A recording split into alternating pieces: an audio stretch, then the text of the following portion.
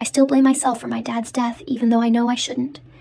I was 16 when my dad took his own life, and no matter how much time passes, no matter how much therapy I go through, I still carry the weight of it, the guilt, the what-ifs, the feeling that somehow I should have done more. But how was I supposed to save someone when I was barely surviving myself? Growing up, my dad wasn't in my life. He struggled with addiction, alcohol, pills, his own demons always keeping him at arm's length. My mom, she wasn't much better, unstable, toxic. She moved us around constantly, in and out of different men's lives, making sure I believed one thing, that my dad never wanted me, that he left me, that I was nothing to him. I grew up wishing that wasn't true, wishing he'd come back for me, that he cared. Then, right before I turned 15, his wife found me on social media. For the first time, I had a way back to him. And when my mom disappeared again, off with another guy, leaving me with nowhere to go, I reached out. I wanted to believe that maybe, just maybe, this was my chance to finally have a dad. But reality hit hard. My dad wasn't the man I had imagined in my head all those years. He was still the same addict, a severe alcoholic. Some nights he'd drink until he could barely stand, mumbling slurred apologies before passing out on the floor. Other nights he was angry, violent. He'd scream at me, once even lunging at me in a rage.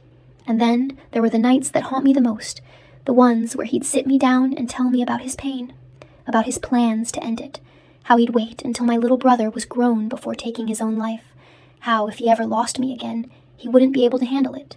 He even slit his wrist once and showed me. I didn't know what to do. I was just a kid, already drowning in my own trauma. So I stayed silent. Then, one night, we got into a fight.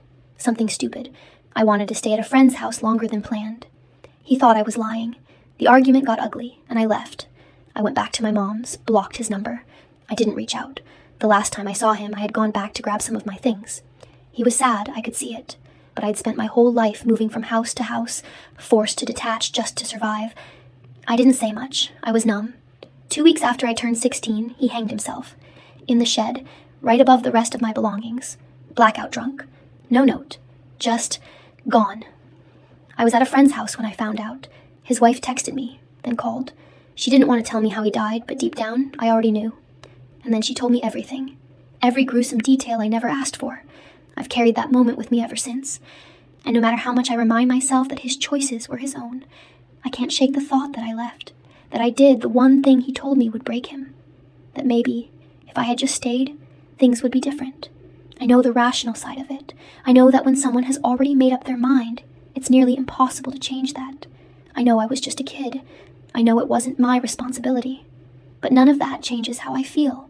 I've done the therapy, the meds, the coping skills. I know all the ways to distract myself. And yet, no matter how much time passes, the guilt is still there. The loneliness is still there. I didn't ask for this. I didn't ask for any of it. But here I am, carrying it anyway.